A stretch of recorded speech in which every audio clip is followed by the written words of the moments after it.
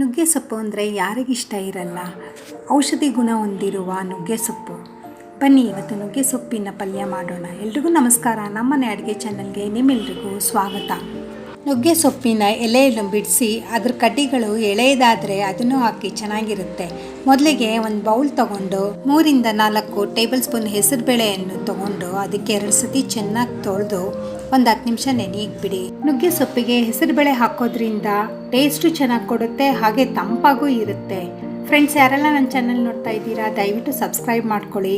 ಮೊದಲಿಗೆ ಒಂದು cooker PAN ತೊಗೊಂಡು ಅದಕ್ಕೆ ನೆನೆಸಿಟ್ಟಿರುವ ಹೆಸರುಬೇಳೆಯನ್ನು ಹಾಕಿ ಅದಕ್ಕೆ ಎಷ್ಟು ಬೇಕೋ ಅಷ್ಟು ಮಾತ್ರ ಉಪ್ಪು ಹಾಕಿ, ಜಾಸ್ತಿ ಹಾಕಕ್ಕೆ ಹೋಗಬೇಡಿ. ಮತ್ತು ಇಲ್ಲಿ ಹೆಸರುಬೇಳೆನೂ ಅಷ್ಟೇ ತೀರಾ ಬೇಯಿಸ್ಕೊಳಕ್ಕೆ ಹೋಗಬೇಡಿ. ಬೇಯಿಸ್ತರ ಸ್ವಲ್ಪ ಕಾಳು ಥರ ಇರಲಿ.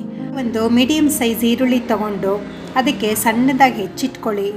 ಹೆಸರುಬೇಳೆ ಬೇಯೋ ಗ್ಯಾಪಲ್ಲಿ ಕುಕ್ಕರ್ ತಣ್ಣಗಾಗೋ ಅಷ್ಟರಲ್ಲಿ ಒಂದು ಫ್ರೈಯಿಂಗ್ ಪ್ಯಾನ್ ಇಟ್ಕೊಂಡು ಅದಕ್ಕೆ 3 ರಿಂದ 4 ಟೇಬಲ್ ಸ್ಪೂನು ಎಣ್ಣೆ ಹಾಕಿ, ಎಣ್ಣೆ ಕಾದ ನಂತರ ಸಾಸಿವೆ ಹಾಕಿ, ಹಾಗೆ ಕರಿಬೇವು ಹಾಕಿ, ಸಣ್ಣದಾಗಿ ಉದ್ದಕ್ಕೆ ಹೆಚ್ಚಿಟ್ಕೊಂಡಿರ್ತ 4 ರಿಂದ 5 ಹಸಿಮೆಣಸಿನ್ಕಾಯಿ, ಆಮೇಲೆ ಹೆಚ್ಚಿಟ್ಕೊಂಡಿರೋ ಅಂಥ ಈರುಳ್ಳಿ ಹಾಕಿ, 4 ರಿಂದ 5 ಬೆಳ್ಳುಳ್ಳಿ ಜಜ್ಜಿಟ್ಕೊಂಡಿದ್ದು ಅದು ಹಾಕಿ ಎಲ್ಲ ಹಾಕಿಬಿಟ್ಟು 1-2 ನಿಮಿಷ ಚೆನ್ನಾಗಿ ಮಿಕ್ಸ್ ಮಾಡಿದ್ಮೇಲೆ ಮೊದಲೇ ತೊಳೆದಿಟ್ಕೊಂಡಿರೋ ಅಂಥ ನುಗ್ಗೆ ಸೊಪ್ಪು ಸೇರಿಸಿ ಅದಕ್ಕೆ ಸ್ವಲ್ಪ ಉಪ್ಪು ಹಾಕಿ ಎಲ್ಲ ಮಿಕ್ಸ್ ಮಾಡಿ 1-2 ನಿಮಿಷ ಮುಚ್ಚಿಡಿ.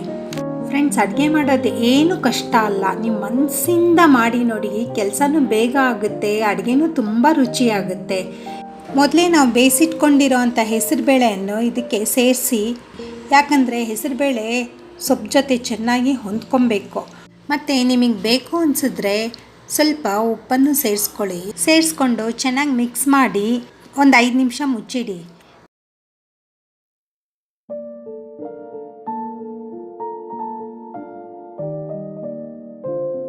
ಹಾಗೆ ಒಂದು ಮಿಕ್ಸಿ ಜಾರ್ ತೊಗೊಂಡು ಕಡಲೆಕಾಯನ್ನು ಹುರಿದಿಟ್ಕೊಂಡು ಅದರ ಸಿಪ್ಪೆ ತೆಗೆದು ತರಿಯಾಗಿ ಗ್ರೈಂಡ್ ಮಾಡ್ಕೊಳ್ಳಿ. ತುಂಬ ನುಣ್ಣಗೆ ಮಾಡ್ಕೊಬೇಡಿ, ಅದು ಕಡಲೆಕಾಯಿ ಬೀಜ ಬಾಯಿಗೆ ಸಿಗೋ ಥರ ಮಾಡಿ. ಹಾಗೆ ಈ ಕಡೆ ಸೊಪ್ಪು ಬೆಂದಿರುತ್ತೆ, ಗ್ಯಾಸ್ ಆಫ್ ಮಾಡಿ ಗ್ರೈಂಡ್ ಮಾಡ್ಕೊಂಡಿರೋ ಅಂಥ ಕಡಲೆಕಾಯಿ ಬೀಜ ಸೇರಿಸಿ ಅದಕ್ಕೆ ಕೊಬ್ಬರಿ ತುರಿ ಒಂದು ಬಟ್ಲು ಹಾಕಿ ಚೆನ್ನಾಗಿ ಮಿಕ್ಸ್ ಮಾಡಿದ್ರೆ ರೆಡಿಯಾಗಿದೆ ನುಗ್ಗೆಕಾಯಿ ಸೊಪ್ಪಿನ ಪಲ್ಯ. ಫ್ರೆಂಡ್ಸ್, ಯಾರೆಲ್ಲ ನನ್ನ ಚಾನಲ್ ನೋಡ್ತಾ ಇದ್ದೀರಾ ದಯವಿಟ್ಟು ಸಬ್ಸ್ಕ್ರೈಬ್ ಮಾಡ್ಕೊಳ್ಳಿ. ನಿಮ್ಮ ಸಪೋರ್ಟ್ ನನಗೆ ತುಂಬ ಇಂಪಾರ್ಟೆಂಟು. ಈ ರೆಸಿಪಿ ನೀವು ಮಾಡಿ ಹೇಗೆ ಬಂದಿದೆ ಅಂತ ಕಮೆಂಟ್ ಸೆಕ್ಷನ್ನಲ್ಲಿ ಕಮೆಂಟ್ ಮಾಡಿ.